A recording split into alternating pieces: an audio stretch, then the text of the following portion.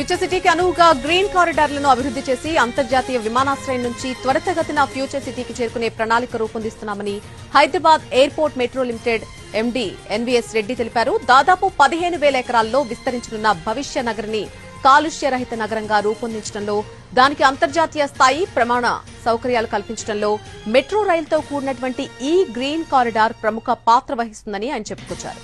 ఈ రోజు ఎయిర్పోర్ట్ నుంచి మీర్ ఖాన్ పేట్లో నిర్మాణంలో ఉన్నటువంటి స్కిల్ యూనివర్సిటీ వరకు మెట్రో కారిడార్ డీపీఆర్ తయారీకి జరుగుతున్న సర్వే పనులను మెట్రో ఎండీ క్షేత్రస్థాయి పర్యటనలో పరిశీలించారు.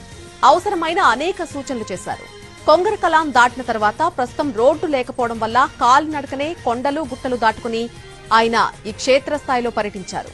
శంషాబాద్ ఎయిర్పోర్ట్ నుంచి ఫ్యూచర్ సిటీకి వెళ్లే మెట్రో మార్గం ద్వారా దాదాపు 40 కిలోమీటర్లుంటుంది. అది ఎయిర్పోర్ట్ టెర్మినల్ నుండి మొదలై కొత్తగా ఏర్పాటు చేయబోయే మెట్రో రైల్ డిపో పక్క నుంచి ఎయిర్పోర్ట్ సరిహద్దు గోడ వెంబడి ఎలివేటెడ్ మార్గంగా నిర్మిస్తారు. మన్సాన్పల్లి రోడ్డు గుండా 5 కిలోమీటర్లు ముందుకు సాగిన తర్వాత పెద్దగోల్కొండ ఓఆర్ఆర్ ఎగ్జిట్ కి చేరుతుందని మెట్రో ఎండీ తెలిపారు.